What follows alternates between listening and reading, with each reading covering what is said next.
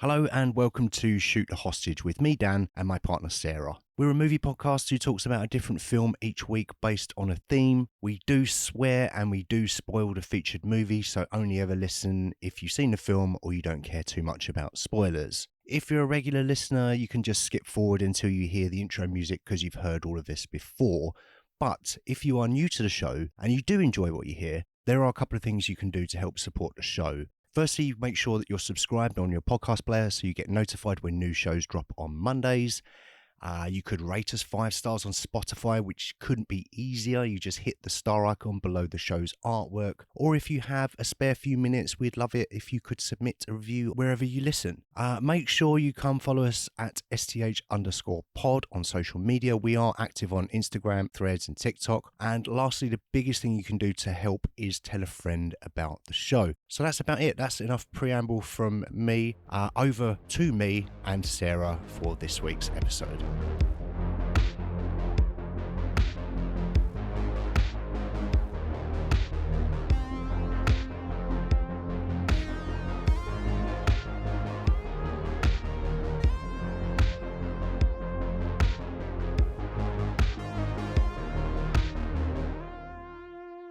Sarah, welcome back to a brand new season. Yeah. And also the listener, welcome back to you. I should say that to the listener, not... I was just going to say, no, let's stick with this. Let's start again. No, let's stick with this. Fuck's sake. This is the first episode of a new season and I've ballsed it up already. Start as we mean to go on. We don't want to give people false impressions, do we? Shoot the hostage. Fuck up from start to finish. There you go. That's our tagline. That is our tagline. Yeah, so relevant, so appropriate. I would wear merch that features that phrase. Yeah? Yeah. We'll get it printed. Get it printed. We'll wear it. Okay. But yeah, I was gonna address the part that you were saying, welcome back, Sarah. Because it's a weird thing to say to someone you live with. Welcome back to my room that we podcast in. I suppose so. You didn't even realise you'd gone anywhere. No. Yeah. But yeah, we are back. So welcome back to the listener, not to you, Sarah. Yep. Thanks for joining us once again. A brand new season number 12. Nuts. Last season was your choice. Mm-hmm. We did 8 movies about drugs. Drugs. And now it's my choice. Back to you. Back to me. I've chosen a theme. I've gone for video game movies, which was suggested by listener Paul back in the day, like 2 years ago. So thank you very much. And that's the reason we're doing this. Yeah, thanks, Paul. Now, we'll get into the... We won't talk about the lineup because that's announced over on Patreon. Mm-hmm. The full lineup will be over there now, actually, if you want to become a free member. You've got to give us all of your data in exchange. No, I'm kidding. What are you going to do with the data? We don't have their data. Patreon have their data. I suppose, but if you had their data, what would you do with it? Sell it to a data broker. Would you? No. Of I course was going to not. say, it doesn't sound like you. Do you know what I would do with it? What? Nothing. Well, yeah, same. I'd burn it. Burn it? Yeah, burn it. It's digital. Well, I Don't would set fire to your computer. create a digital fire, wouldn't I? I'll get Jeff Fahey to help me out. I'm sure he'll be up for it. Okay. Oh, that's a deep cut, isn't it? A Norma Man reference. So Resident Evil decided to start with that movie from 2002, directed by Paul W.S. Anderson. Yes, and not Paul Thomas Anderson, like you keep saying to wind me up. Yeah, that does annoy you, doesn't it? Yeah, I don't know why it annoys me as much as it does. I do, because it's incorrect. Well, yeah. It's because I'm a pedant. You are a pedant. Yeah. So it's not our first rodeo, Sarah. We have actually done a video game movie before. Yep, we have. We Sure did. Which was also my choice. All the way back in Flops season. Yeah, Flops. It was Super Mario Brothers. I think it was episode 82. Yeah. And it was the Shit. first... yes, but I like it. Yeah. Go listen to that episode. Well, it's shit, but I like it. Is basically the best way to sum up Flops season. Yeah, I think you're right. Yeah. But that was actually the very first video game adaptation. Mortal Kombat followed a few years later, which was also directed by Paul Thomas Anderson. No. The W guy. The W. Paul W.S. Anderson. Paul W. Bush. Paul W. Bush. Fool me once. So yeah, it's not our first rodeo, but I think Mortal Kombat was quite successful, and that's probably why that Paul Anderson got the keys to the Resident Evil franchise and made them for the rest of time. Yeah. He made this one, and then it was just like an infinity Ad infinitum. Yeah, it's like Resident Evil. Did you know that Alice is a superhero? Yes, I did. It's our first Paul W.S. Anderson movie. It won't be the last. No. Sadly. No, it won't be. But I will be programming Event Horizon in somewhere if I get my way. I'm sure. The extended version, I assume. No, it doesn't exist. I wish it did. I know you do. Oh, I would kill. I would sell a non-vital organ to see their cut of that film. Yeah. Just one that I didn't need that much. That's a lot to watch a movie. That's a lot to give up for a film. I really like Event Horizon, though. Yeah, I know. It's all right. It's not my good. favourite Paul W.S. Anderson movie, but it might be his best. I looked on Letterboxd, actually. It's his highest rated. Oh, good. I tell a lie. His highest rated is House of the Dead, but that's not out yet, so you can just discount that. Oh, I forgot all about that. Yeah, I'm sure we'll talk about that later. Guess what actor is attached to that? Milla Jovovich. Yes. Why did I have to think about that for more than a second? I don't know. Yeah, he definitely seems to be the video game adaptation guy, because that isn't Uwe Boll. I was going to bring this up. It does feel like to me that Uwe Boll is kind of the darkest timeline Paul W.S. Anderson. Yeah, to the best of my knowledge, Paul W.S. Anderson has never offered anybody out for a fight. By all accounts, he seems like a nice chap. Yeah, just a shit filmmaker. I he's wouldn't lovely. go that far. I would. I would. Yeah, well, I wouldn't go that far. I would say that he has his moments, but for the most part, I think his movies are they're just disposable, aren't they? Yeah. And that's not always a bad thing. I can have me a disposable popcorn time quite happily. But it's funny that he seemed to. He must be the director that's made the most video game movies. I mean, just by Resident Evil movies, he's directed 4 out of the 6. There are 6 now. With Milla Jovovich, yeah. Well, there are 6 Paul Anderson ones, and then there's that reboot with Kaya Scodelario. That was terrible. I didn't enjoy that. Yeah, there was a TV show on Netflix. Oh yeah, that got cancelled almost immediately. Yeah, yeah. Forgot all about that. There's a reboot coming out in the next year or 2, I believe, directed by Zach Kreger. Well, it's not really a reboot because he's not necessarily rebooting the franchise. It's a brand new take on it, as far as I understand it, anyway. So it's taking a property that already exists and has films attached, and it's doing something new. It's redoing it, but doing it differently and like booting it up again. It's just a new adaptation. Right. Also known as... Stop being so facetious. You started with the pedantry. You dropped the glove, I picked it up. Oh, fair enough.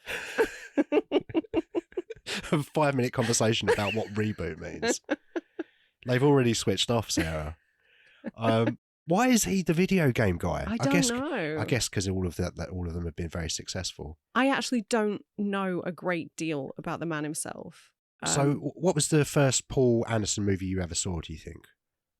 It probably would have been this one. Really? In 2000, so. You saw this before you saw Event Horizon? I did. Okay. Yeah. Yeah, I didn't see Event Horizon until pushing 20 years ago. No, well, I'm really maybe like 18 years ago. I was really surprised about that.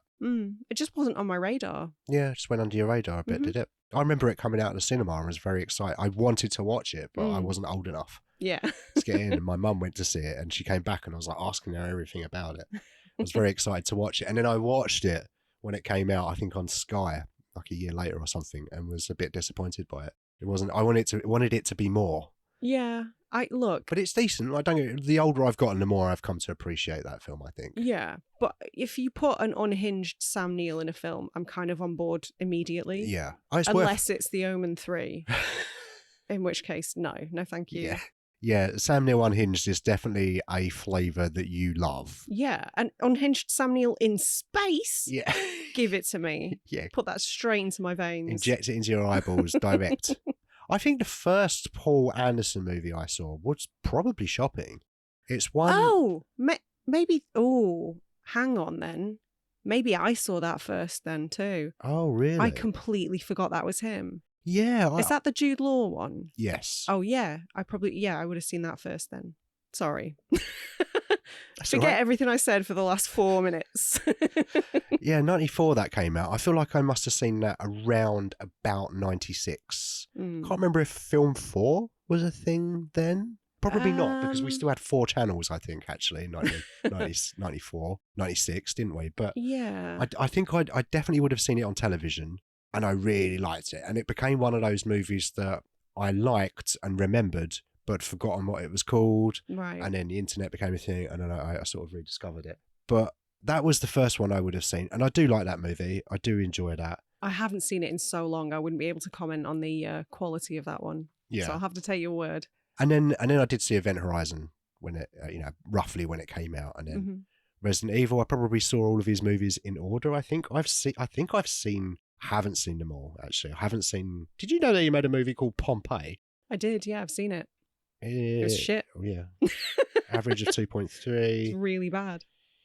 Yeah, doesn't feel like a bit of me, that. I'll probably skip that one. I haven't seen. Did you know that he made a movie called The Three Musketeers? Yes. But I haven't seen that one. No. Guess what actor is in that movie? Milla Jovovich. Yeah. As all three musketeers. Yeah, all Three Musketeers. It's like an Eddie Murphy thing. What a chameleon. This is called The Sight. I've never seen this. 2000. Monster Hunter, which let's just not even go there. That was not good. And was given the responsibility of taking over the Alien and Predator franchises with AVP in 2004. God, was it that long ago? Yeah. Wow. Which that was not good either. I think I saw it once when it came out. Hated it. I remember not being able to see anything in it and going, what's the point in this? Yeah. And or maybe I'm thinking of the second one, actually. But the second one somehow I thought was worse. I think they're both bad movies, but I had more fun with the second one for some reason. Yeah, fair enough. It felt more fun, but that's probably sacrilege to fans of Alien and Predator. Yeah. It's weird. He did Death Race as well, which is another reboot, or if you would rather call it something else, that's fine. So he seems to be the guy, like, we need a video game movie and we need it to be successful. Let's at least call Paul W.S. Anderson. Let's give him first refusal. Yeah. We need a reboot to an old Sly movie. Let's give it to Paul W.S. Anderson. Yeah, just franchise stuff in general. And IP. We already mentioned Three Musketeers. Pompeii, volcanoes all the rage now, aren't they? Is that a movie about a volcano? Mm-hmm. Yeah, I thought so. So he seems to be a guy. He's like a franchise guy, isn't he? But like a low to mid budget franchise guy. Yeah, it's a weird place that he's in. I don't think anyone's quite got the career that he has. No, thankfully. And it's I think I respect that he keeps challenging himself to adapt these games, because it is notoriously difficult to do that. I mean, just programming in this season of 8 movies, I didn't want it to be exactly like Flops. I wanted some good movies in there, but that's a challenge given the theme. I don't think I did get any objectively good movies in here. They're all movies that I enjoy. To some, not all of them.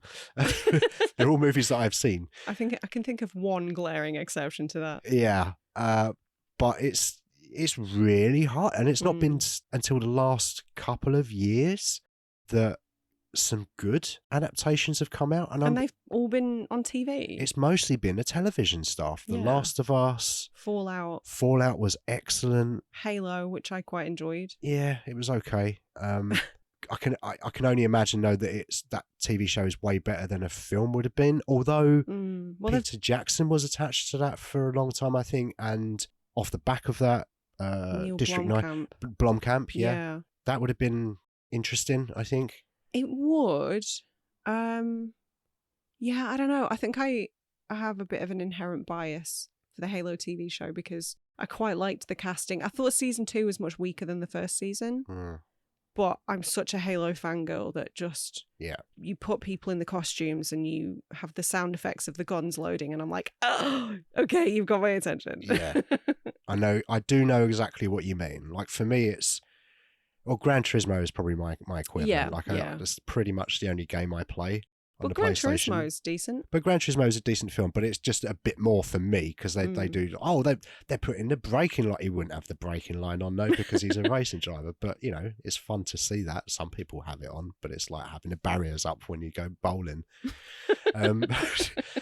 So, yeah, it has, the last few years, I think, has been more successful than the previous 2 or 3 decades of adaptations, because for the longest time it was Mario Brothers, Mortal Kombat, a movie that I really like, but was critically panned at the time, and rightly so. Yeah. It's a cheesy movie that's not great, but I have a lot of fun with it, and I think people have come around to it a lot more now. It's one of those, I know you love the term guilty pleasure. It's one of those, I think, for a lot of people, and that soundtrack is iconic at this point, but not a great movie, and that trend sort of continued. And I think the worst offenders are the video game adaptations that are just boring and dull. And I think I watched about 20 minutes of Assassin's Creed. Oh yeah. And then switched it off. But Prince of Persia felt like it was going to be very dull. Yeah. Prince of Persia I didn't see, but kind of got critically. They keep trying, criticised. don't they?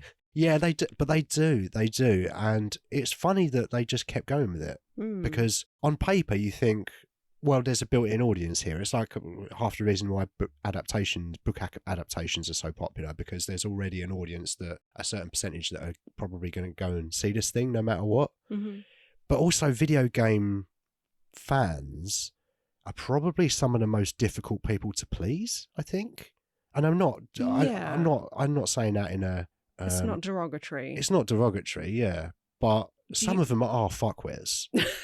Do you mean in the sense that if there's any sort of deviation from the thing that they love, they get angry? Yeah. And it can be quite a toxic area, right? Look at Gamergate.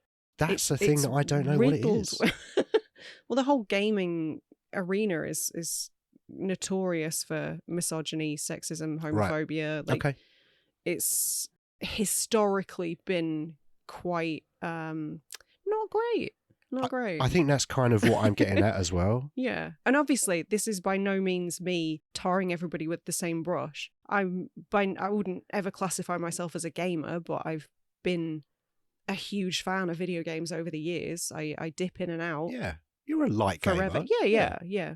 So it's by no means everybody. Of course not. But there are some that sort of drag down the perception of gamers, for sure. There's some really loud voices in that community. Yeah, it's the same with anything. That shout, and they're the only voices that you kind of hear. Yeah, the worst people are always the loudest. Yeah, and a lot of big criticism seems to be it didn't have this thing from the game, or they changed the name or a character, or the colour was different. They've made this male character a woman, it's woke. Yeah. Oh, who cares? Yeah. It's the same people who were pissed off that, I mean, look, Daredevil was a shit movie by I think most people's metrics, but it was the same people who lost their tiny minds when Michael Clarke Duncan was cast as Kingpin. Right. Because they were like, oh, he's black. Yeah. But he's not. But he's not black in the comic. Who cares? Yeah. It doesn't matter. Just put somebody who's talented in the role. Yeah. But do you know what? Like, it's never something that I've thought about, really. Like, I suppose in a way, when the first time I saw Resident Evil, I was kind of disappointed by it because it didn't. It was very different to the game. I'm sure we'll get into this. I haven't played the first Resident Evil an awful lot, but I did play Resident Evil 2 from start to finish. Well, let's talk about that then, because I have zero experience with the games. All right. They're never really. Oh, actually, no, that's not true. I did play one of them, and I can't remember which one it was. It was the racist one. Okay. Or the one that everybody said was racist because, was it set in Africa or something? So like all of the zombies were black. I am reaching. I don't know the actual details. It's the racist one. We'll fact check it later. I didn't love what I played. But I think that game was kind of panned. I think maybe that's an outlier in the franchise. Yeah, you probably just played a bad one. Maybe, yeah. Do you remember the original Resident Evil coming out? Did you have a PlayStation in 1996? No. When did you did you have a PlayStation? I got my first PlayStation, probably in 2000. Okay. So PS1 still, was it at that point, the grey one? Yeah, yeah. Okay. Oh, well, it might have been the second The slimmer one. generation. It was like rounder and I know softer the one. looking. Yeah, I'd never had one of them. Yeah. Looked like a keychain. But you had Tony Hawk's Pro Skater. Oh yeah, all of that stuff. Yeah. So you weren't playing Resident Evil in 96. No. I was very, very lucky. Like, we weren't a well-off family. Me growing up. My parents were already grown up at that point. That's how that works. Yeah. I was a child, you understand. But we didn't have a lot. But I was really getting into gaming in the mid-90s, early to mid-90s. I think I'd spoken maybe in our Mario episode. I was gifted an NES by my friend's parents and loved playing that. Had Master Systems and Mega Drives from boot sales.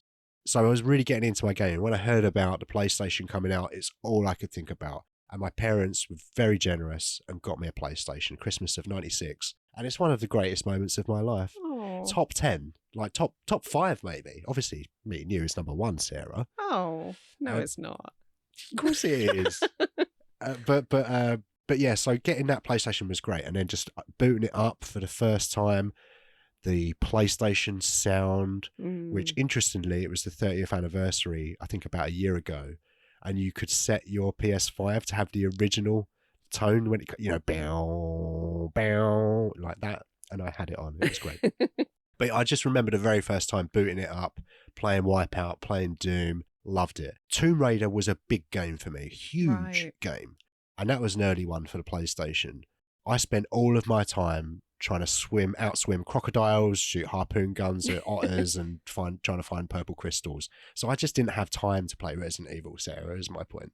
See, I was too busy playing stuff like Speed Freaks. I don't even know what that is. It was a really dumb racing game. Oh, racing game. Yeah. There you've got I still have it. Yeah? I still own it. And like Medieval and Medieval 2, I fucking loved those. Oh, the skeleton guy. Yeah, like the Dead Knight. Sir Dan Fortescue. My name is Charles Prochescu. And he would just like take his skull off and pop it on a little hand to scuttle through tiny gaps and stuff. I loved that game. That's it was handy. But see what we did there. But so that I was more into like the quirky shit. Yeah. Is it more platformy as well? No. Okay. Something I couldn't get on with as platform games. It's never been one that I've been mad about. Oh, I have a big soft spot for them. Okay. But so I was all in on Tomb Raider. A friend of mine was all in on Resident Evil. And it sort of became this, I'm Team Tomb Raider, you're Team Resident Evil kind of scenario. And occasionally, like, he would play Tomb Raider and occasionally I would play Resident Evil when we went around each other's houses. So I did play the first one. Mm-hmm. But I was never blown away by the gameplay. Like the static camera in the corner and then running down the corridor. Right, and like the spinning on it. Like, I didn't love that. And maybe it's something I could have gotten used to. Like I said, I did play the second game a few years later and I really liked that. I played it from start to finish. So it might have just been that I was all about Lara Croft at that point. I bet you were. Yeah, who wasn't? What 13-year-old boy in 1997 wasn't all about Lara Croft? I had a big Lara Croft poster on my wall. So what, the character or Rona Mitra? Both. So I played a little bit of it. Part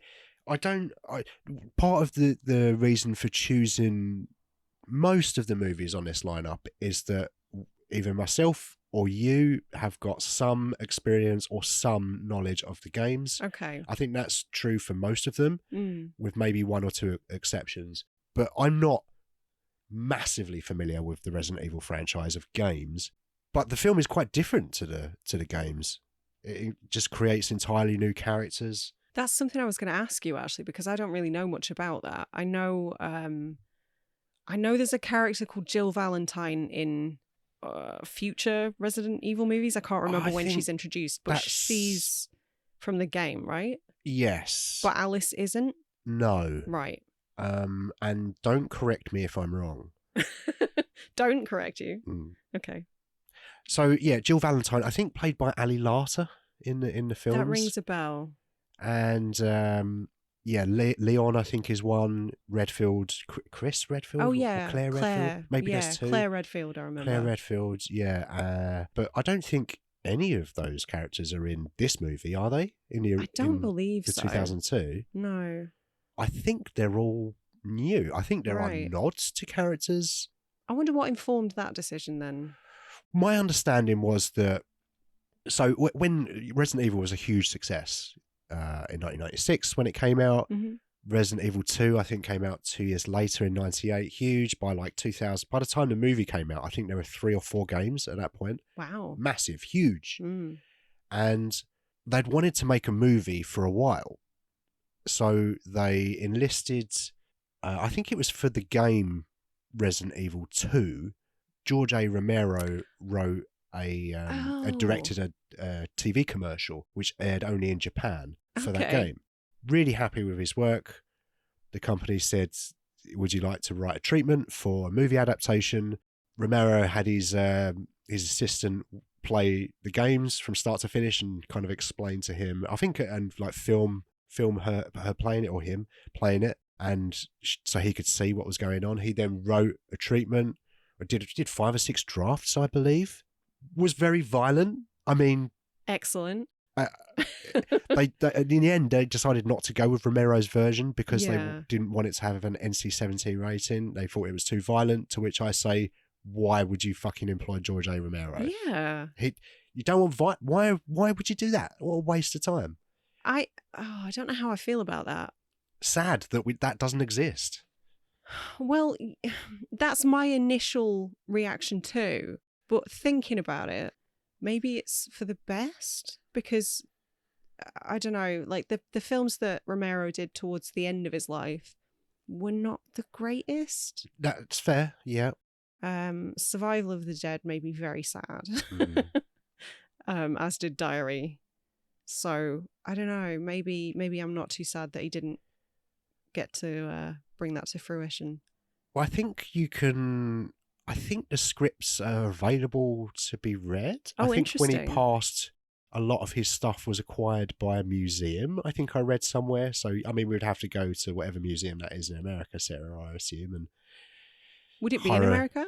A microfiche. Because he's buried in Toronto. Oh, is he? He is. It could be, yeah, it could well be there. It's somewhere that's not in the UK. Yeah. Yeah. We'd have to get on a plane regardless, but you might be able to read it if you could fork up the money for a plane ticket. I'm sad that doesn't exist. There is a brand new documentary, 2025 documentary, directed by Brandon Salisbury called George A. Romero's Resident Evil, which as soon as I found out about that yesterday, where can I watch this? I wanted to bang that in immediately, but couldn't find it streaming anywhere. So perhaps it just hasn't been released yet. Hopefully it does get a release. It would be nice to see that. But yeah, I would love to have watched that. I think that would have been great. They decided not to go with it because it was too violent. I think they wanted to open it up to a wider audience, which I think is the wrong move. Personally, I think it's a horror game. Yeah, if you're selling this film to players of this very violent video game, then surely you want to stick with that tone. I think so. I don't need the adaptation to be the same as the game. It's an adaptation. That's kind of the key word. But it has to have the essence of it. Yeah. But I think that's what Paul Anderson was going for. I think because after Romero was let go, Paul Anderson was brought on board because I think Mortal Kombat was a moderate success. And he kind of wanted to do a prequel to the game set in the same universe. But I think as time went on, they just decided not to do, or not to worry too much about it. But there's lots of references, lots of nods in the film. Do you know the original title for it? Because it was a prequel, they were going to call it Resident Evil Ground Zero. I did know that. And they changed it because of 9/11. Oh, is that why? Yeah. Oh, right, okay. That's what I read anyway. Right. Which was probably the right move. Yeah, I mean... It's too soon.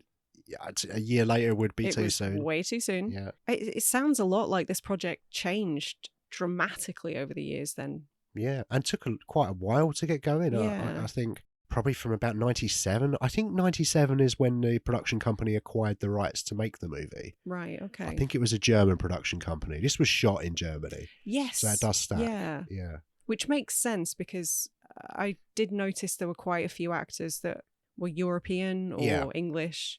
Look at the crew names on the credits. Yeah, You can usually tell. I know I did read somewhere that a lot of the train stuff was filmed like in an unfinished station or something. Right. So, in Berlin, I believe. In Berlin. It wasn't the same one as Possession, was it? No, I don't think so. Sad all, times. All roads lead back to unhinged Sam Neill. Yeah, many connections. Going back to the to what you said about the rating. I know that Sony did want it to be a PG-13 initially. Oh, yeah. But isn't that always the way, though? Mm. They always want maximum number of bums on seats at the end of the day. It's all about money. Yeah. But Anderson pushed really hard for an R rating. Okay. Which, I don't know, I found myself surprised by as we were watching it because... Is it a 15 or an 18 in the UK? It's a 15. It's a 15. Yeah, it's not a film that I wouldn't call bloodless by any stretch, but I was surprised because I'd remembered it being far gorier than it actually is. Yeah. You don't see a huge amount. They cut away early a Yeah. lot of the time. A lot of it is implied. Yeah, but like you say, I think they did shoot a lot of the gory stuff and they had to cut it out because I think originally it would have been ironically, I think he shot an NC-17 movie and then or UK 18, and then they had to make some changes and cut away from just before someone's head explodes or something.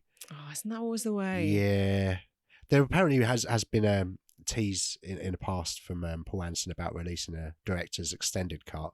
Give us the gnarly version. Give us a gnarly version. Yeah, I agree. So, do we know who came up with the framework for the movie then, the story beats? Was anything... Paul Anderson wrote his thing as well. But was any of Romero's stuff left over, or was it all kind of retconned and they started from scratch? I think they started from scratch. Right. Okay. So this is him through and through. This is all Anderson. Yeah, Romero doesn't have a credit on it. So I think it's just page 1 rewrite. I'm Paul W.S. Anderson, didn't you know? So we're putting Milla Jovovich in the movie, who's not my wife yet. They weren't together. But she might be. So I'm going to cast her and I'm going to make her want to be my wife. I'm going to seduce her through the film. Seduce her by making a masterpiece.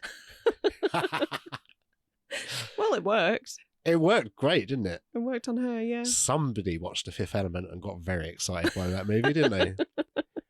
Well, just, Just but what if she was wearing even less? I really like it, Milla, in movies when you wake up naked. Yeah. Oh, do you? And what? No, that's it. That's just the whole sentence. Yeah. I like it when you don't have any memory and you don't know who you are. Yeah. But you just kick people in the head and it's great and you're not wearing it much. It's great. Speaking of not remembering, something that this film does that really pissed me off is like that old trope of amnesia. You forgot the word for amnesia. I know, god damn it. So angry at myself. The trope of amnesia leading to exposition.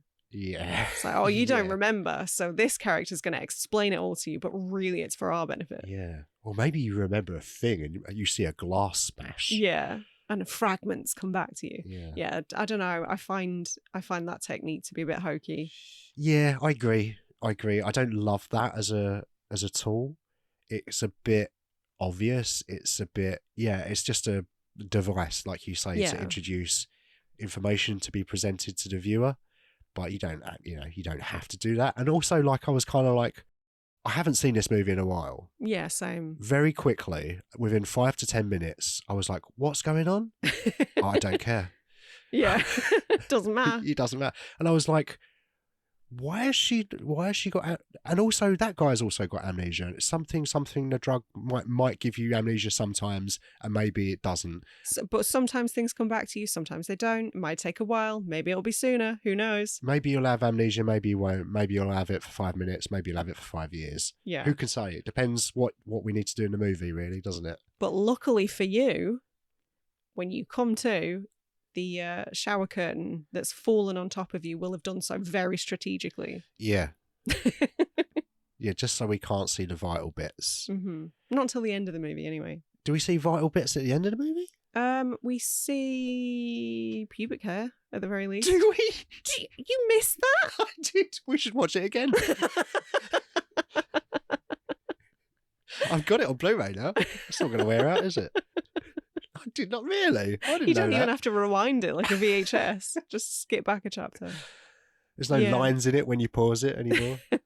Yeah, that was unintentional, apparently. No shit. She moved in such a way that obviously stuff was revealed that shouldn't have been. Yeah. But Paul W. Anderson was like, fuck it, I'm keeping it in. Yeah. That's what they said in Don't the make a honeymoon joke. as well. No. I knew it. As soon as I came out of my mouth, I was like, he's going to turn that into something. Yeah. Yeah, but you know what? Like, Jovovich, first familiar with her from Fifth Element, which we mentioned before. Really good in that. Good action. Dazed and Confused for me. Oh, she's in that, is she? Mm. Okay. So yeah, what year was Fifth Element? 97, I want to say. I believe so, Directed by Luke Besson, who she was married to for 2 years. Fuck, I forgot about that. Yeah. Oh, wow. Yeah. Less said about Besson, the better. Yeah. John Carpenter, you're a hero. Yeah, and then she sort of became an action hero, didn't she, off the back of Resident Evil, I would say. Mostly for Resident Evil movies. Yeah. But I definitely feel like she's, if you're talking about female action stars, she's definitely in the conversation, I think. Oh, for sure. Do you think that she's, how do you think it rate her performance in this movie? Let's start with that. Park action for now. Okay. We'll come back to that because I do want to follow that thread up. But as a performance, what do you think? Because I think she came from a modelling career. She started as a model, right? Yeah. And that can go either way, I think, usually. You could be a bad actor, and I suppose the same with anyone, really. You could be a bad actor, you could be a good actor. This is going to sound mean. I don't think she's great. Okay. I think she's fine. I think she's a better action star than she is an actor. Yeah. If I'm being honest. She's not an actor where I'd be like, oh, there's a new Milla Jovovich movie out. I must see this. Yeah. She's not a draw for me. Well, no, because it's always a Paul W.S. Anderson. Yeah, it's always fucking Monster Hunter these Yeah. days. Tony Jaa, what were you thinking? Was the premise of that movie is people wanted to eat chocolate? Tony Jaa wanted chocolate. Yeah, that's right, yeah. God, that was terrible. It was bad. Do you know what? Like, I was quite surprised by how much I enjoyed her performance. I thought that she, at the start, she conveyed the amnesia, a tired tool at this point. Mm-hmm. But I thought that she displayed the vulnerability and the innocence, naivety very well. And not even by dialogue, just by her facial expressions. And I think it was. I'm not saying she's bad. I just think she's fine. Okay, but I think I really like the stuff at the beginning because that's what the character was kind of experiencing. That felt those decisions were correct for where that character was at that point. But as the film goes on, she does sort of just switch. It's not a slow, like 1 minute she's like, oh, who am I? And like dropping things and like wearing boots. Trying to figure out if that's her handwriting or not. Yeah. Did you notice that little kind of nod to Total Recall? No. What was the nod? When she sees the note and then she copies the words to see if it's her handwriting, but it's not. Does that happen in Total Recall? I think so. Okay. You're making me doubt myself now. If it does, I've completely forgotten it. What was I saying? Milla Jovovich. Her performance. Yeah, I thought what she was doing at the beginning of the movie was very good. I feel like it's more of a writing thing where she just sort of switches and just becomes this heroine, this action thing. And she is good at that. Mm-hmm. But the change was too dramatic for me. Maybe that's down to the editing. It could be the editing. It could be the writing. It could be what was cut out, what was left on the cutting room floor. But I thought she was decent in this. And I don't know. I think outside of Resident Evil movies, there's probably not a ton of Jovovich films I've seen outside of. I'm just looking at her credits now. You got Zoolander. I don't remember in that. I don't remember in that. But there's 1,000 people in that. Dazed and Confused. Yep. Fifth Element. Hellboy, apparently. Okay. Yeah. I don't remember in Hellboy. Monster Hunter, The Fourth Kind. She was in that film. Ultraviolet. Ugh. A lot of a lot of action stuff. So it does feel like off of the back of, I would say the Fifth Element was the beginning of that. Mm. But Resident Evil is where she became an action star, I would say. I think so. And she's kind of continued that trend, I think, and is part of the conversation. If we were to say who are the greatest female action stars of all time, she's in the conversation, I think. Who else would be? Well, who else would be in yours, do you think? If I said to you... Are we counting superhero movies? You count it however you want to count it. Scarlett Johansson's got to be up there then. By pure box office pull alone, yes. But also she's done other stuff. Like there were even action elements that she did in the latest Jurassic World. Yeah. She did stuff like Lucy as well, which wasn't the greatest, but required some physicality. Yeah. Who else? My first thought went to Beckinsale, but purely because of Underworld. She did that. Jolt. Jolt. That's the film. Yeah, I was she thinking has of. done some action. Yeah.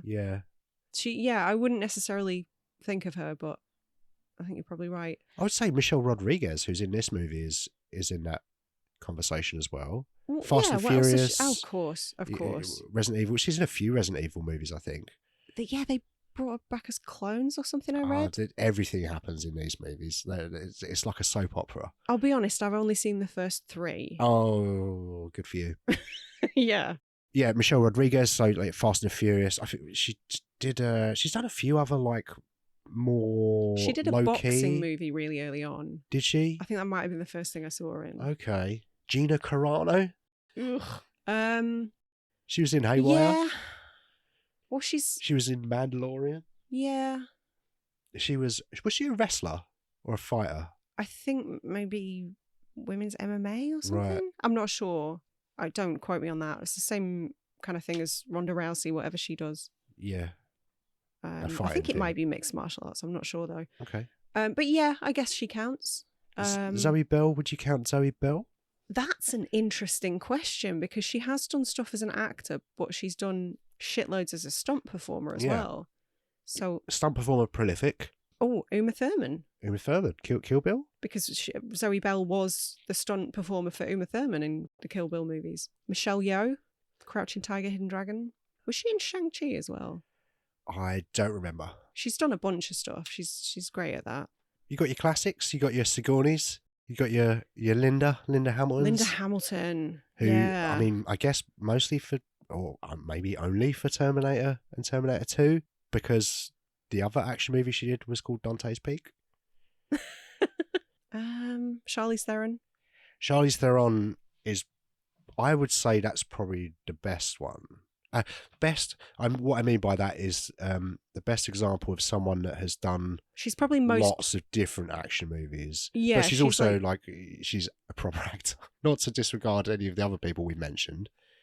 Yeah, like Charlize Theron could do a Milla Jovovich role. I don't think Milla Jovovich could do a Charlize Theron role. Yeah. Also came from modelling, right? Yeah, I believe so. Yeah. No, I agree with what you just said there, actually. Like, Charlize Theron could do a Resident Evil. Yeah. But Milla Jovovich couldn't do a monster, for example. No, Monster Hunter, though. So, going back to the film, let's start very much at the beginning. I was shocked isn't the right word. I was surprised at how dated it was. In what sense? The opening credits, the graphics, the fonts, the music. Oh, I didn't know that Marilyn Manson was attached to this. I mean, so apparently Anderson did want, in his words, an edgy soundtrack. I don't know if they succeeded. So yeah, it was Marco Beltrami and Marilyn Manson who composed the score. Yeah. Awful. I really like the score stuff. But I don't like the musical stuff. I think the score is very inconsistent, but the main Resident Evil theme, which they reuse, I think, throughout the franchise, I really like. I don't know. And it feels like it's in the spirit of the game as well. I guess so. I just didn't love it. Maybe that is probably just a matter of personal taste then. Yeah, but, well, I mean, possibly. But it does. It's not to say that it doesn't feel dated, though. I do agree with you that the film as a whole does feel dated to a point. I say there's things in it that maybe are a bit forward thinking. if I could say such a thing. But then also there are things in it that the CGI, man. I mean, like, Oh, did it even look good in 2002? it can't have done. It can't No. have done. But the soundtrack just kind of, one of my notes was that it made me feel like I was at a rock club drunk, and I'm just pacing back and forth between like the goth room. Oh, I've gone this way. Now I'm in the industrial room. Oh, quick, turn into the punk room. No, back in there. Back in the goth room again. Yeah. Oh, man. It was It gave me a jarring. headache. I really hated the loud rock guitar action movie music that they were doing. I think I'm just too old for it now. I just thought it was. I thought the mix was terrible. The sound mix, Yeah. not all, the whole film, but some of it, you just couldn't hear what that people were saying. Yeah, music too loud, dialogue too quiet. Music the mastering was awful. Yeah, the music was way too loud in places, and also not even just when they're talking, when there's action happening, they did the heavy guitar music, and it distracted me. I'm sure the intention there is that, you know, this is cool, and isn't this such a cool movie? Well, and maybe intense. it's also but I supposed found to make you feel more immersed, like you would in a video game. it had the complete opposite Yeah. effect to me. Like it didn't make me feel immersed. It took me out of the movie because all I think is, what is this fucking awful sounds that I'm hearing? And again, could be a taste thing. I don't know, but I imagine even if it was music that I liked, it would be distracting. Like, music is meant to enhance a scene, tell you information that the visuals aren't telling you, perhaps, or just, you know, I don't know. It just enhanced it in some way, but it's just blasting at you, and it's impossible to ignore. It's not subtle, and I didn't care for it. That's probably the biggest problem I had with this film, I would say, is it might be the music. Because the rest of the movie was really subtle. Not the score. I like the score. I'll go back to that. Subtle, did you say? Yeah. I didn't say it was a subtle movie. I didn't say it was a subtle movie. Do you think there's any... It's dated, yes. I think that the thing that isn't dated and was quite interesting is to look at the corporation side of things. I guess we've always done evil corporations in movies, but the fact that this is just like a regular organization that you can probably buy stocks and shares from, it just happens that they've grown so large. It could be a comment on late stage capitalism where you have to keep growing, so we've got all of the money, so what are we going to do now? We're going to have to threaten people's lives so we get just a little bit more money. It wouldn't surprise me if Bezos was just like, well, we've been to space, I'm going to start building down now. Yeah, build a hive. Yeah. No, I did like that element of it. Like I said, they've done, evil corporations have always been a thing, but usually in films there's a face of that corporation. RoboCop is an example of that. The old man. That guy's also the face of the evil corporation in Halloween 3. I knew he was going. He's so typecast. Yeah. You'll get that tune in your head. Oh, too late. Yeah. But what I liked about this is that it's the fact that there wasn't an evil face, and this might be different in future movies. I can't remember, to be honest. But the fact that there wasn't like just some evil bastard going, oh, I just want to kill everybody. I just want money, whatever. Like the goal is, yes, we want money, but it's the corporation. It's the climate that's kind of created this thing, and it feels like inevitably this is what would happen. I'm not saying it's realistic. I prefer that though. Yeah, that's what I'm saying. I think that's something it does quite well, because I think the danger with having a human at the helm, somebody you can point to and say, this guy's in charge, you sort of risk humanizing the evil corporation a little bit. Well, there is that, yeah. You didn't really get any humanizing in things, you know, from the 80s and the early 90s. It was just an evil person doing evil things, like I say, because they wanted money or whatever. I don't mind if you humanize a bad guy. I think that can be interesting. But it is also interesting that there's not actually anyone to fight, essentially, at the end of this movie. And it's an odd one. I do feel like future movies do change that. There are more obvious villains, I think, probably in all of them from the first one. But that's sort of not really here. And I thought that was interesting.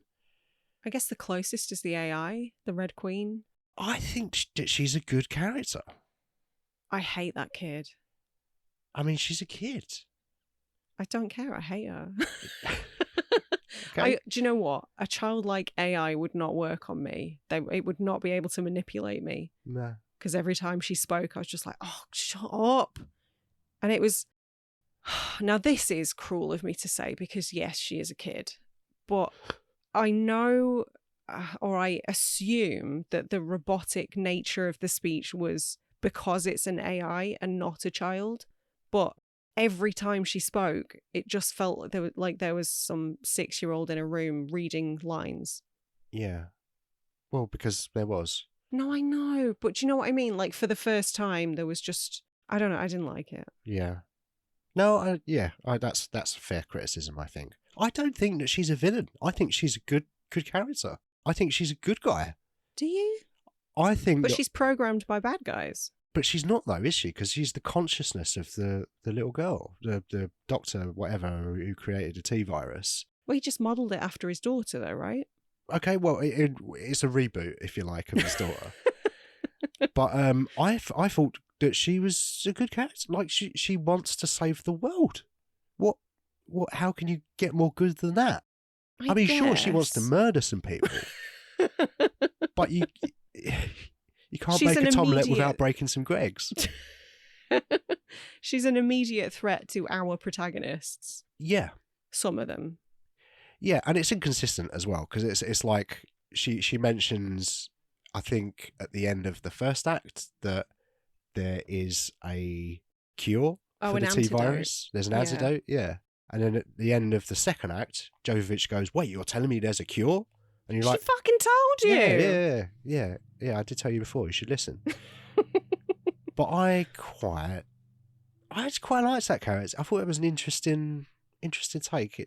I didn't hate the whole thing, like, overall. I didn't hate the fact that it was an AI, and I thought that was quite interesting. Yeah, the AI stuff always I find interesting anyway. But... Yeah, I just didn't like how they achieved it, necessarily. Yeah. But I liked the decisions that she made felt like they were the decisions, you know, aside from some convenient plot stuff. Logic-based stuff. Yeah. Which is like, yeah, I can relate to that. Yeah, like, I know you can. Yeah. But like, you know, sacrifice one life for 1 billion. Well, yeah, that's not really a calculation, is it? That's, give me the gun. I'll do it. You know what, you want to do it? I'll do it for you. I'll shoot myself. Don't, you'll screw it up and end up shooting me. Because I'll be standing next to you. But yeah, it's interesting. I actually thought that all of the female characters in this I thought were essentially good. Mm. Because you've got the AI. I know perhaps we disagree, but I think her... yeah, all right. Ultimately, all right. Ultimately, I thought that she was trying to do the right thing. My opinion is being clouded by my dislike of the character. Children. That too, yeah. Jovovich, who's the hero. I kind of like what she did with that character. I know I said, like, I don't love her acting abilities. I don't think she was, like, outstanding by any stretch, but I did read that there were conversations behind the scenes because Alice was supposed to be just this damsel in distress type, and she pushed to have a bit more agency and a bit more to do. So I do like what she did in that regard. Yeah, they definitely enhanced that character from what I understand. Like you say, damsel in distress situation. I think the Michelle Rodriguez character, Rain, was meant to be the main action hero of this. Right. And then, yeah, Jovovich comes on board as a little whisper in Paul's ear. It's like, we've got to make this character better. And they succeeded, I think, for the most. Yeah. You know, there's some studio notes. The studio's like, look, do what you like. We've got to have her naked in the opening scene, all right? That's a non-negotiable. And she's got to be wearing a short dress for the rest of the runtime. She's got to be wearing a short dress with tiny pants. But she can wear a shoe. She doesn't have to wear a heel. Sensible shoes. Yeah. So at least, like, there's sort of shoes that you can believe someone could kick a dog in. If she was wearing stilettos, I would never have believed that saying. Yeah. Yeah, it is interesting. Like, and that's kind of what I mean about it being a bit... it's a bit more that, like, it's not a great film, but there is stuff in it to like and appreciate, I think.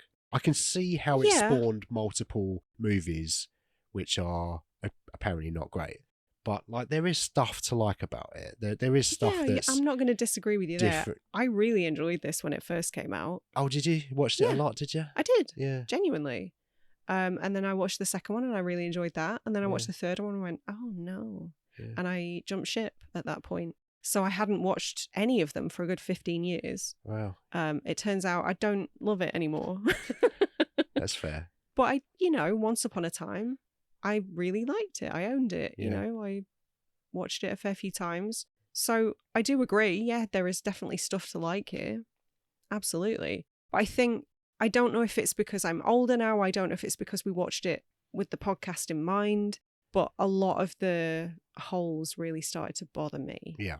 Like the science stuff, the inconsistencies, the like shutting down the AI was basically just resetting the building's factory settings. Yeah.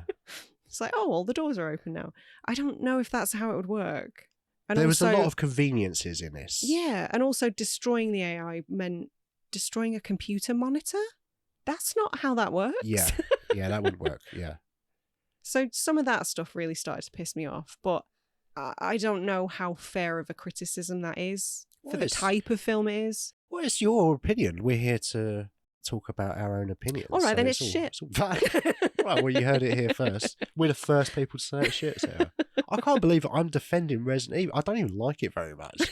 I just think that I think it's not cool. It's trying so hard to be cool, and in that, it fails. It's a try-hard movie. I absolutely agree with you there. But there are glimmers of stuff in it that I really like, and things like I was just going back to like the fact that all of the women are essentially good. Even the sister of is it Eric Mobius? That guy, what was his guy? The guy with the dumbest face on planet Earth. He always looks so gormless every time the camera pans around to him. I love it. Yeah, it's so good. He was called Matt Addison, and he had a sister who was a plant in the hive. Oh yeah. So yeah, she doesn't do too great in the movie and ends up becoming a zombie. Mm-hmm. So all the women are good characters. All of the men are either bad or neutral, or Colin Salmon, or who's neutral, in my opinion. Yeah, who really cubed. He gets meat cubed. He gets cubed. Is that the best scene in this movie? It might be, but again, they cut away. They sort of cut away. They do like a blurred close-up of it, don't they? Which is disappointing because they did build an entire Colin Salmon prosthetic body. Did they? Which they cut into little cubes so that when, they called action, it would just fall to bits. So somewhere that exists, it's probably with Stan Winston's... It's in Stan Winston's loft with the kangaroo dick. Yeah. Yeah. I did like... Is that the best scene in this movie? I think it might be. It might be the most memorable. That's the one that when someone says to me, do you remember Resident Evil 2002? That's what I think of. The laser hallway. Yeah. Yeah.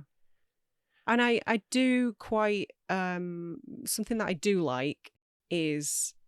Obviously, this is going to sound like the most stupid sentence that I've ever said, which is saying something. This film is very video gamey. Yeah, that is stupid. You're right. Yeah. Which sounds like the most obvious thing. But the best way I can describe it is some video game adaptations feel like a movie because they're a movie, whereas this feels very video gamey, like the maps and the fonts and some of we've got to do this task and then we can move on here. Like it, I'm not explaining myself very well. I think you're explaining yourself perfectly. I think you're exactly right. Some parts of that are strengths and some are real weaknesses, I think. Because I think for me, if I want to play a game, I'll play a game. If I want to watch a movie, I'll watch a movie. If I want to watch a movie that feels like a video game, I'll watch Sucker Punch and be disappointed. Yeah. But I don't know, some stuff I think that they did really well was, for example, when they walked through the laser hallway the second time and the bodies had gone. Because in a video game, the bodies would disappear. Yeah. So I appreciate little touches like that. Yeah. That I assume were intentional. Yeah, definitely. I mean, it does feel video gaming, you're right, because you have got essentially, if I remember correctly, in Resident Evil, you're just trying to get through a series of rooms and which reveals the story or whatever, which is the same here. So in essence, it feels like a Resident Evil game, which I think is, is a good thing. But it does feel very much like, let's get to this point, let's get on the train. Well, first of all, we wake up with no memory. We've got to have a look about, there's some guns there, but we can't get to them. Maybe we'll come back to this later when I've got the code for this drawer. Yeah. Now I'm going to walk. Oh, there's some clothes there. That's handy. Let's put them on and go for a bit of a walk. And then we've got to get on this train and go down here. And this hallway's got lasers in it. How we can get? But we've got to hack the system or whatever. Let's look on the map. Let's press pause. And like you say, we can reveal the hive and look at it as a 3D. And let's zoom into the characters who's got very large breasts in that render for some reason. Did you notice that? No. Oh my God. Yeah.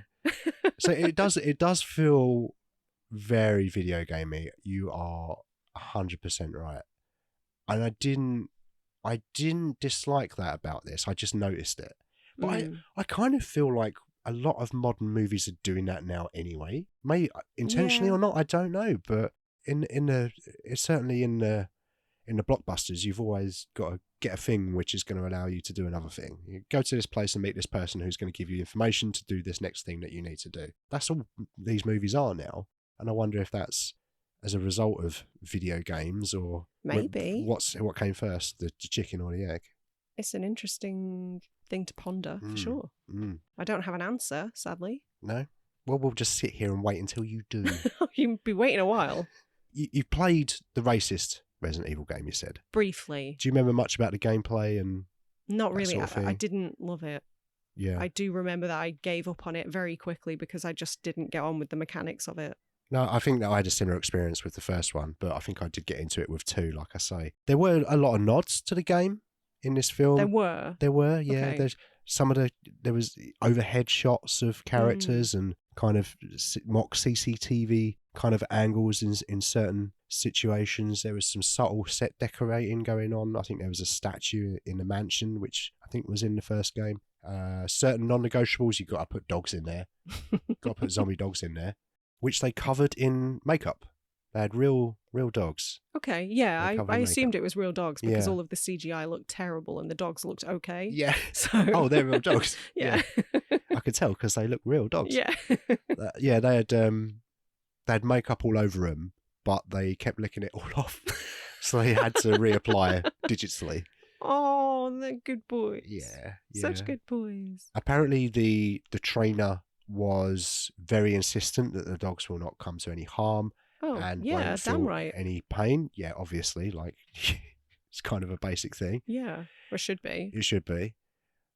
So what the trainer did is they put their own head through a sheet of sugar glass to see if they experienced any pain. Oh. And when they put their head through it and they found out, oh, that doesn't hurt, they were happy for the dog to jump through the glass, which was cool. Oh, that makes me so happy. Yeah, so no dogs were harmed during the making of Resident Evil, except from the rubber one, which Milla Jovovich kicked in the head. Apparently she had like months of training to do that scene. Yeah. Which I can only assume she flew. It took 3 months for her to learn how to fly. Yeah, oh yeah. Because she got a good 7 seconds of air. Sarah, Resident Evil 2002 is a really grounded movie. I know. In comparison. Which is why that was so glaringly out of place. But in comparison to what comes in other movies, she's just flipping and doing jumps all over the place and hitting bullets out the air with swords and like it gets ridiculous. Which is not, necessarily a bad thing. It isn't a stupid entertaining movie, but yeah, I think they get further away from the games if I remember correctly. But anyway, there was also a tongue monster in this. I hated that thing. Really good piece of CGI. It looked the best thing I can liken it to is the CGI in Alien 3. Oh yeah, the dog, alien dog. Just awful, truly awful. And I know it's sort of become the benchmark and the thing that we always talk about, but to think that it was 9 years, almost a decade after Jurassic Park, is unforgivable in my opinion. Do we know what the budget was, by the way? It was 33 million. Okay. And the the actors, none of whom were really stars at the time, can't have commanded that much, right? Yeah, I think you're right. Yeah, 101 million it grossed worldwide. So success. It was a success, but it was Yeah. not the biggest success in the franchise. Oh, which was? It was actually the last one, 6? funnily enough. Yeah. Really? Which is interesting because usually if it's never the case that the last movie is the most successful because usually they No. run it into the ground, like Police Academy, we're I looking knew at you you. were going to bring that up. It's very rare that the last movie is the most successful. That one was made for 40 million and grossed 312 million. Wow. Okay. Second place is Afterlife, which is the fourth one, and Mhm. also my favourite, but might be shit. Its budget was 60 million, box office 300. In third place, Retribution, budget 65, gross 240. Fourth is Apocalypse, budget 45, box office 130. This one, 2002, is in fifth place, 30 million, box office 100 million. Last place, Resident Evil Extinction, which is the last one that you saw, 45 million budget and 148 million box office. So none of them really bombed. None of them, they all did really well. Wow. And like I say, that kind of mid-range, 30 to 60 million. Let's look at this. The last one was 2016. 40 million in 2016 is cheap Yeah. for that. I mean, I watched that movie and it's not good.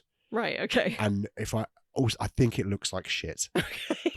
So you can see that maybe they probably should have spent a bit more on it. But even so, like, that's crazy. And I'm very surprised that they didn't continue making them because I'm sure that Yeah. Anderson would have been under pressure to continue with them in some way. Yeah. But he was like, no, I have to make Monster Hunter. I've Yeah. just got to move on, guys. He was like, look, I think we've done everything that we can do with the Resident Evil franchise. Let's leave on a high.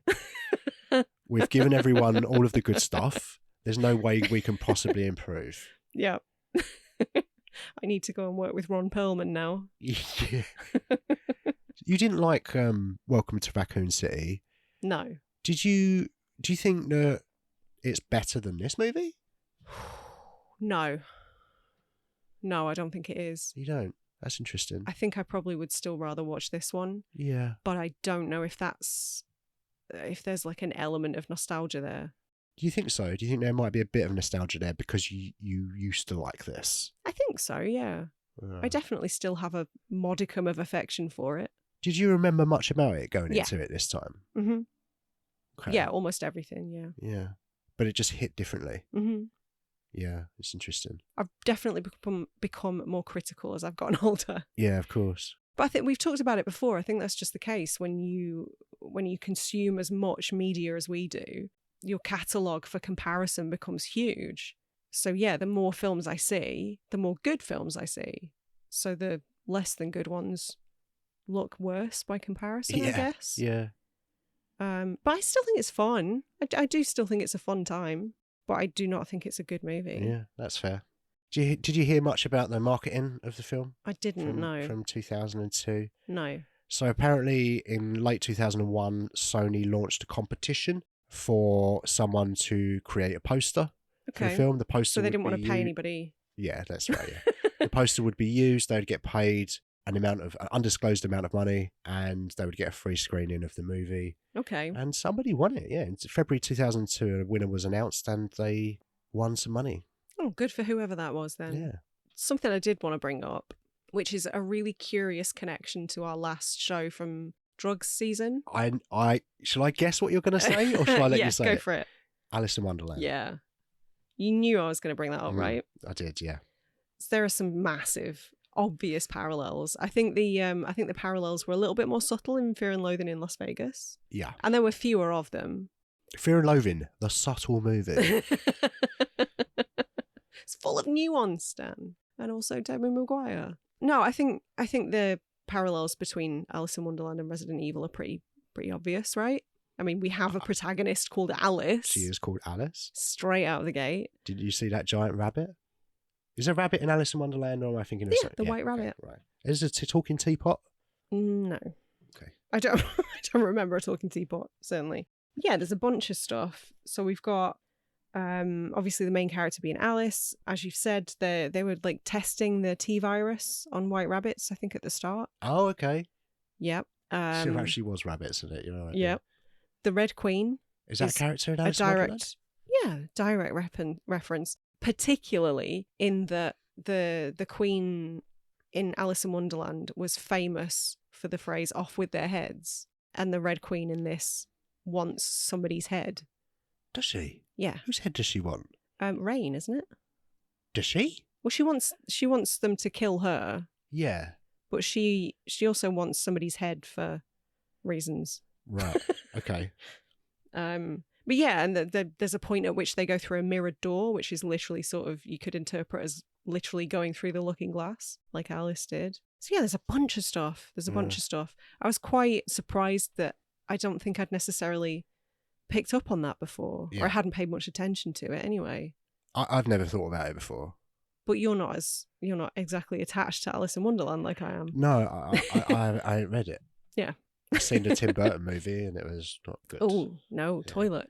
Yeah, it's funny how we've got two movies on the bounce with nods to Alice in Wonderland. But I bet that every other movie probably has an Alice in Wonderland reference. I mean, it's a killer story. Apparently so. It's great. So I did want to sort of revisit a question that you asked me as we were watching this. And that was, do you actually consider this to be a zombie movie? I think yes. Okay. I think this is definitely a zombie movie, but you weren't so sure. Are you still in that camp? I guess technically yes. I mean, there are zombies in it. There's an element of stuck in a place which I associate with zombie movies. I guess probably more because of the Romero thing.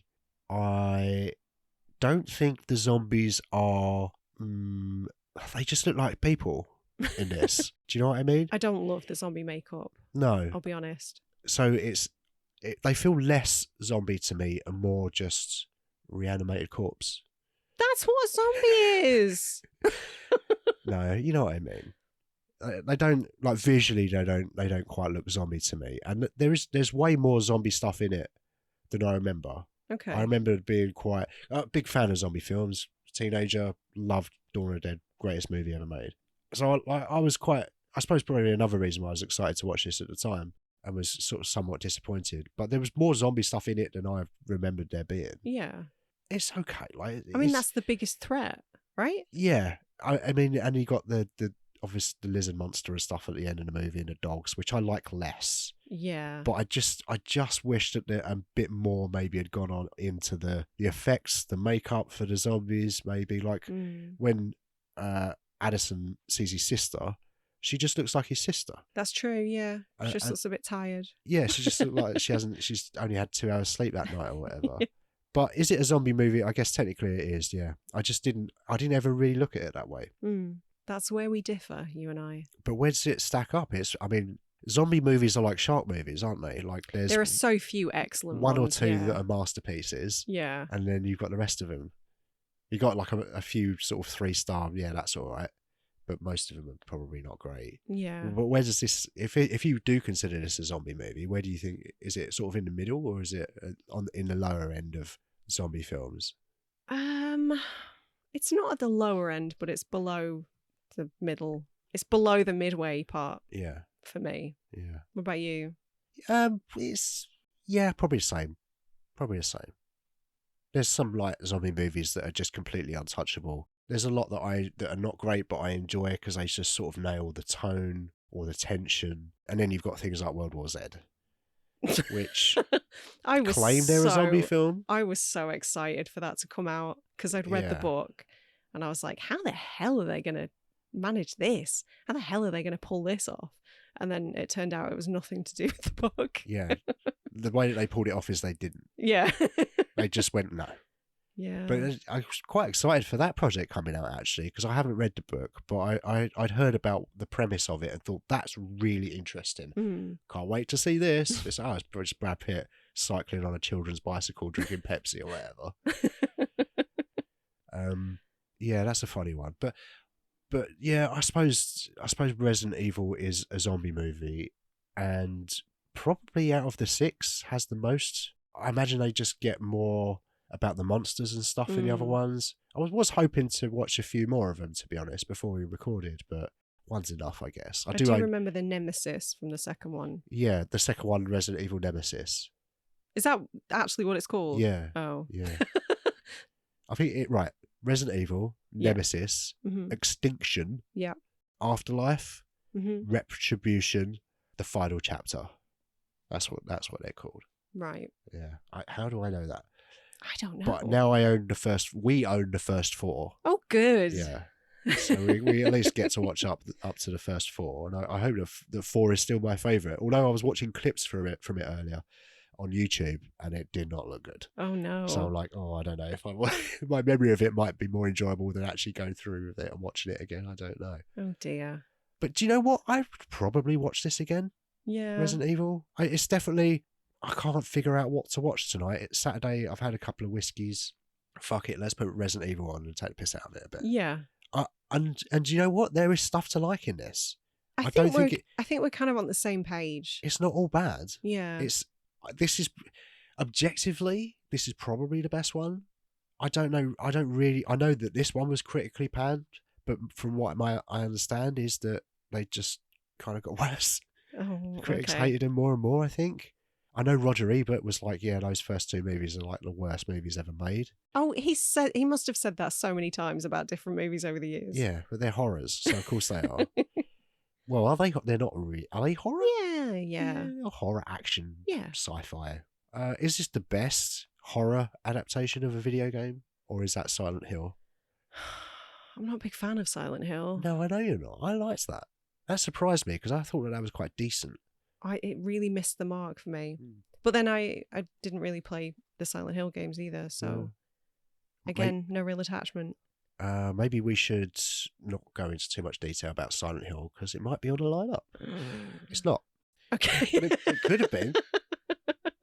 Could have been. What's next, Dan? What's next? So we are moving on to episode 2, video game movies. Themes suggested by listener Paul. He also suggested that we cover Warcraft. So we're not doing that. I'm joking. We're doing Warcraft. Warcraft. I did see that it was streaming, I think, on Netflix or Prime over here. Oh, good, because I'm not buying it. I don't want to own that movie. I've seen it. I saw it once, and I didn't love it. But I don't think I hated it. But this is one, I said earlier in the show that I wanted to get adaptations of games that one of us are familiar with. I've never even looked at a Warcraft game. This is where you out me as a massive nerd. Yeah, all right. I don't think I need to out you as a massive nerd to the person that has a movie podcast. They know. Yes, I used to quite enjoy playing Warcraft. You've played Warcraft, yeah. Which is good, because I've never even seen it. I've never played it. Okay. So I'll be relying on you for how does this stack up to Warcraft situation. Okay. But, interesting experiment. Yeah. You get to watch another Ben Foster movie. Well, I'm intrigued. Yeah. We'll Let's have say fun regardless, I'm sure. Yeah.